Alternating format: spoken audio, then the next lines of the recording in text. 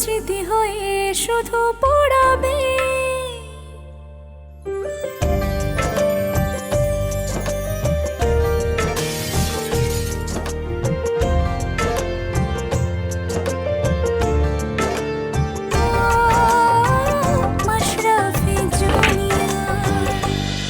জান্নাত বিদেশে যাইব না ভালো কথা, তো আমার একটা শর্ত মাইনা তারপরে থাকতে হইব তারে। কি শর্ত আম্মা? তুই বিদেশে যাইয়া যেই টাকা ইনকাম করতি, দেশে খেইলা সেই পরিমাণ টাকা আমার ইনকাম করে তারপরে দিতে হইব। আমাকে ছাড়াই দেখছি এখানে অনেক কিছু হয়ে যাচ্ছে।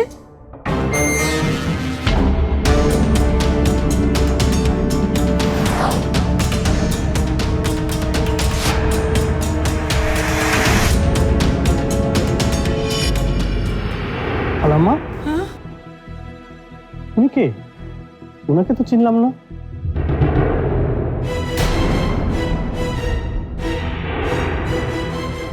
আমাকে আপনি চিনবেন না, আমার পরিচয় এর আপনাকে কেউ দিবে না। আমি আলিয়া, সাদিকের দ্বিতীয় স্ত্রী। বলেন কি খালাম্মা? সাদিক ভাই আরেকটা বিয়ে করেছিল, বলেননি তো? বিয়ের দাওয়াতও তো দেননি। আপনাকে বিয়ের দাওয়াত কেন দিতে হবে? মানে আপনি কে, এখানে কি করছেন? আমি সাদিকের দূর সম্পর্কের খালাতো ভাই। আমার নাম খালেক। খুব ভালো ছেলে, রুনার বিপদ শুনেই 30 লাখ টাকা ধার দিতে চলে এসেছে। তাতিজান, আপনি একটু চুপ থাকবেন? ইন্টারেস্টিং। 30 লাখ টাকা এমনি এমনি ধার দিতে চলে এসেছেন? এমনি না, বিনিময়ে এ বাড়ির দলিল ওর কাছে বন্ধক রাখতে হবে। সিতো, তুই থামবি? বাড়ি বন্ধক রাখবেন? Sorry to say it's impossible. আমি থাকতে বাড়ির দলিল কারো কাছে বন্ধক রাখা যাবে না। আশ্চর্য, আপনি সিদ্ধান্ত দেওয়ার কে?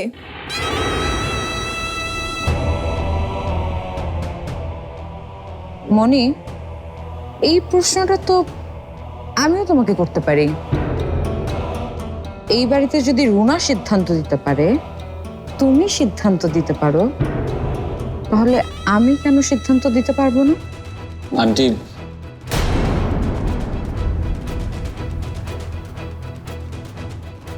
কি চাও? কেন এসেছো এখানে?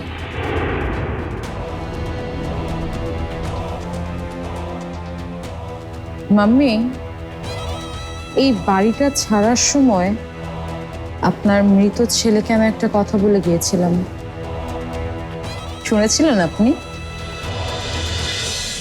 আমার জীবনটা তুমি নষ্ট করে দিলে, এটার শোধ তোমাকে দিতেই হবে। সেটা হোক আজ, হোক কাল, হোক 2 দিন পর। আর সেই শোধটা হবে ভয়ঙ্কর, নির্মম।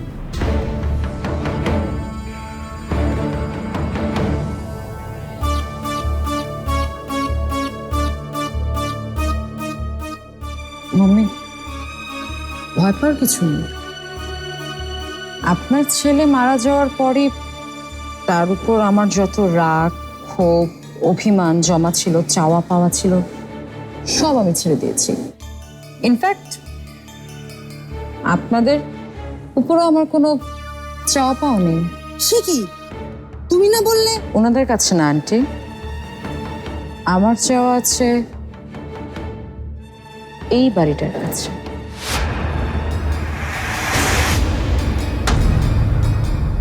আলিয়া, তোমাকে সাদিক কিভাবে বাড়ি থেকে তাড়িয়ে দিয়েছিল সেটা নিশ্চয়ই ভুলে যাওনি। এখন কি বলবে বলো, তাড়াতাড়ি বিদায় হও এই বাড়ি থেকে। আমাকে আমার ভাগটা বুঝিয়ে দেন, তাহলেই আমি চলে যাব।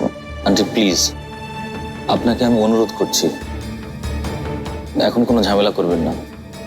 মামনির কাল অপারেশন, আমি আপনাকে কথা দিচ্ছি, মামনি সুস্থ হয়ে গেলে আমি আপনার সমস্ত দাবি পূরণ করব। না না না না না আয়ান, বাকির নাম হচ্ছে ফাঁকি। এত বছর আমার খোঁজ তো কেউ নাওনি। আমি কোথায় ছিলাম, কেমন ছিলাম, না তুমি নিয়েছো, না তোমার মামুনি নিয়েছে, না তোমার দাদু ভাই নিয়েছে। তাহলে আমি কেন এখন তোমাদেরটা বুঝতে যাব বলো তো? সরি ভাইয়া, আসলে বাড়ির কোনো দলিল এখন আপনাকে দেয়া হচ্ছে না। আপনি চাইলে 30 লাখ টাকা ধার হিসেবে দিতে পারেন। থাক খালেক, তোমাকে টাকা দিতে হবে না। কিন্তু দাদু ভাই, দাদু ভাই, অল্প কিছু টাকা হলে আমি মানা করতাম না, কিন্তু এতগুলো টাকা খালেকের কাছ থেকে নিয়ে ওকে ঝুঁকির মধ্যে আমি রাখতে চাই না। আচ্ছা, আমি তাহলে আসি খালাম্মা। আর চা খেয়ে যাও না এক কাপ। অন্যদিন খাবো খালা, আসি। দাদিজান, এটা আপনি কি করলেন? এখন আমরা এতগুলা টাকা পাবোটা কোথায়? কেন? টাকা আমি দেব। এই বাড়িটা আমি বিক্রি করে দেব।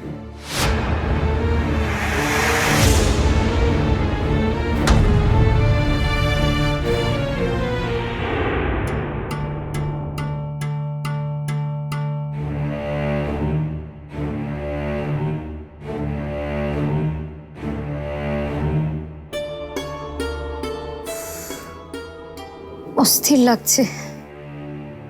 কতক্ষণ ধরে এখানে আটকা পড়ে আছি, না পারছি কারোর সাথে যোগাযোগ করতে, না পারছি এখান থেকে পালাতে। কিভাবেই বা পালাবো?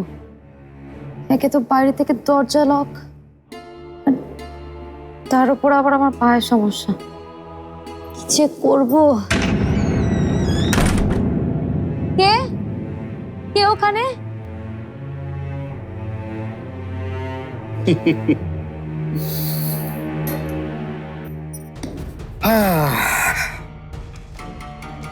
ভয় পাচ্ছেন কেন?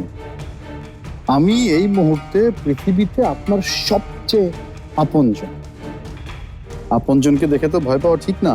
আমাকে এখানে আটকে রেখে সবার সাথে যোগাযোগ বিচ্ছিন্ন করে আবার আপনজন শাস্তি এসেছেন, আপনার লজ্জা করে না? আরে ধুর, লজ্জা পাবো কেন? ওটা তো নারীর ভূষণ।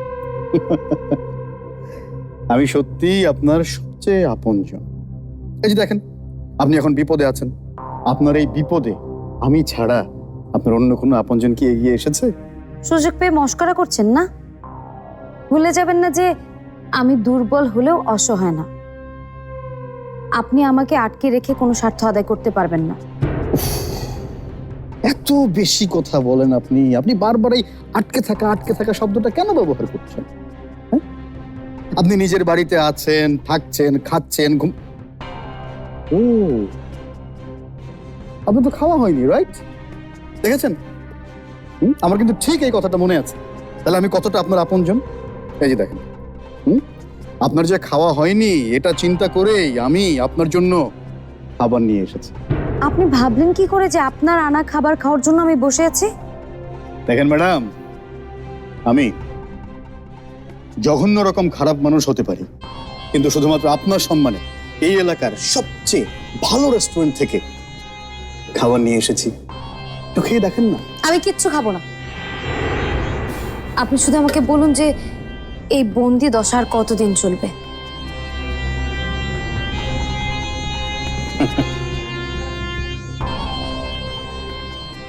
যতদিন পর্যন্ত আপনি আমার প্রস্তাবে রাজি না হবেন, ঠিক ততদিন পর্যন্ত। রাজি হবার প্রশ্নই আসে না।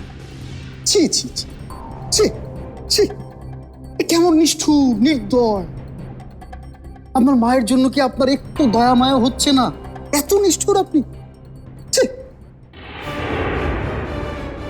শুধু আম্মুকে ছাড়ানোর জন্য হলেও আমি আপোস করতাম, কিন্তু যখন জানতে পারলাম যে আম্মু ফিক্সিং এর মতো অন্যায় কাজের সাথে জড়িত, জুয়ারিদের সাথে তার সম্পর্ক আছে, এসব জানার পরে তার পক্ষ নিয়ে কথা বলা আমার পক্ষে আর সম্ভব না। আবার বেশি সরি, আবার বেশি কথা কেন বলছেন? একটু মাথাটা ঠান্ডা করে ভেবে দেখেন না।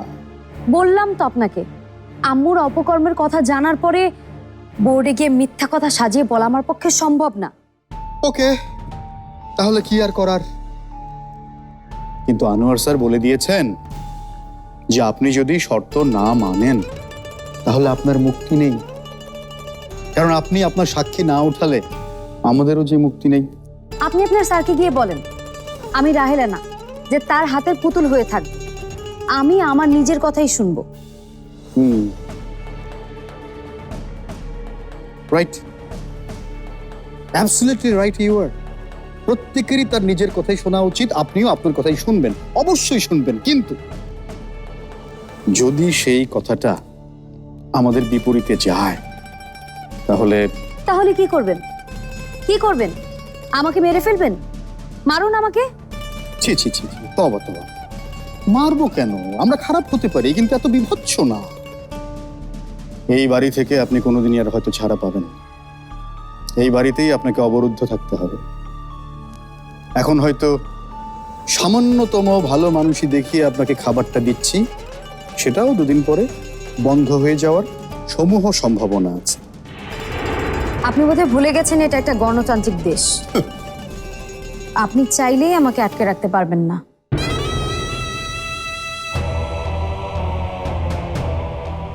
আপনার এই গণতান্ত্রিক দেশে অসংখ্য মানুষকে বছরের পর বছর ধরে অন্ধকার ঘরে আটকে রাখা হয়েছিল। আপনার বোধহয় সে সম্পর্কে খুব একটা ধারণা নেই। আপনাকে আরো একটা ইনফরমেশন দেবার আছে। আমাদের উপর থেকে চাপ এখন অনেকটা কমে গেছে, কারণ মনির জায়গায় আমরা অন্য একজনকে পেয়ে গেছি ন্যাশনাল টিমে খেলার জন্য। এখন আপনি চাইলেই আপনার মাকে ছাড়িয়ে নিয়ে আসতে পারেন। আর মিসেস রাহেলা যদি মুক্ত হয়ে যায় তাহলে আমাদের মিশন কমপ্লিট। রাজি? না, আমি যেটা আগেও না বলেছি এখনো না বলছি, আমি রাজি না। আপনি আসতে পারেন। Good night. Good night. খাবারটা নিয়ে যান।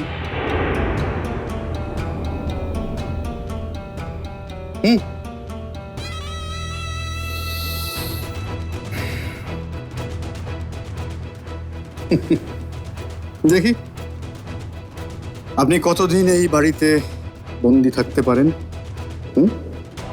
আপনার গণতান্ত্রিক দেশে।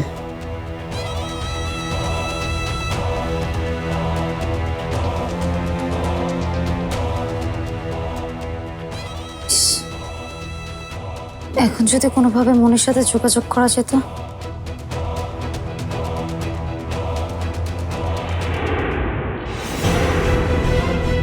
দাদিজান, আপনি কি বলতেছেন এগুলা? ঠিকই বলছি মনি। বাড়িটা বন্ধক রেখে এতগুলো টাকা নিয়ে আমি কাউকে বিপদে ফেলতে চাই না। তাই বলে একেবারে এই বাড়িটাই বিক্রি করে দেবে দাদু ভাই? না না, এটা হতে পারে না। কেন হতে পারে না? এই বাড়িটার মালিক তো মাম্মি। তাহলে মাম্মির ডিসিশনই ফাইনাল। দাদিজান, আপনি সত্যি এই কথাটা মন থেকে বলতেছেন তো? হ্যাঁ মনি, আমি মন থেকেই বলছি। আমার এই বাড়িটার দিকে না শকুনের নজর পড়েছে। তাড়াতাড়ি একটা ব্যবস্থা না নিলে যে কোনো সময় নখের থাবা বসাবে।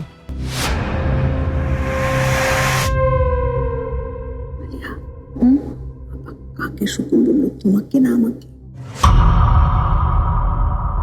আচ্ছা, বাড়ি যদি বিক্রি করতেই হয় তাহলে আই থিঙ্ক তাড়াতাড়ি করাই ভালো।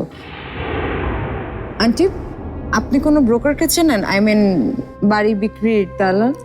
আরে দালাল লাগবে কেন? আমি তো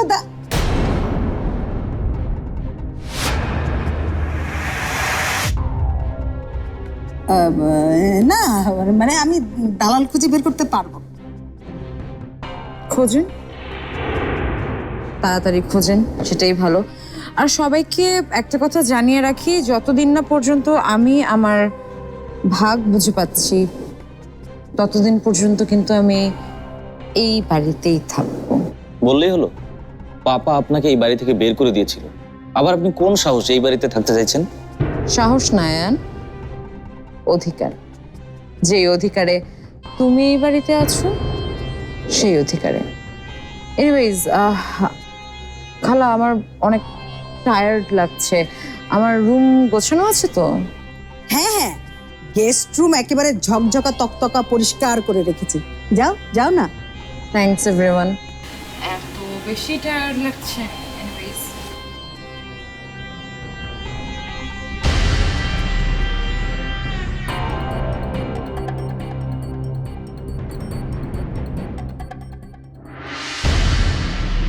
সিতু, এই তোর গেস্ট রুম ঝাড়া মোছা করার কারণ, তাই না? আমার বোন হয়ে এরকম একটা কাজ তুই করতে পারলি? খাল কেটে তুই ওই কুমিরকে ডেকে আনলি? আপা, একটু আগে তুই আলিয়াকে বললি শকুন, আর এখন আবার বলছিস কুমির। তোকে আমি আজকে মেরে ফেলবো।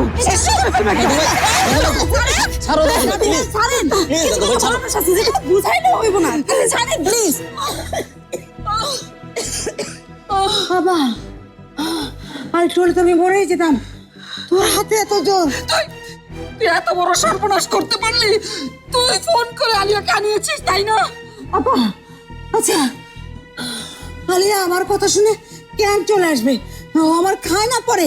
দাদু ভাই, তুমি যাই বলো না কেন, আন্টিকে এই বাড়িতে থাকতে দেওয়াটা একদম উচিত হয়নি। ও ফায়ার প্লিজ, এখন এগুলা বাদ দিয়া ভাবো যে খালাম্মার অপারেশনের টাকাটা কেমনে ম্যানেজ করবা।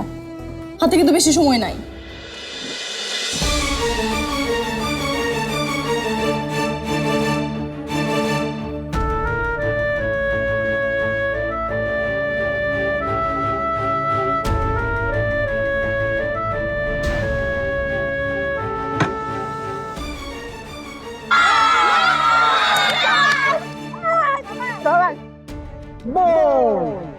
দারুণ এক সুইঙ্গারে ফোল্ড হয়ে গেল মনি। কোন ধরনের ফুটওয়ার্ক ছিল না মনি। মনি শুধু বড় খেলোয়াড় না রে মা, ও অনেক বড় মনের মানুষ। আমাদের দেশে অনেক বড় বড় খেলোয়াড় আছে, সাগরে লোকজন পছন্দ করে না। মনি কাগজে অনেক আলাদা রে।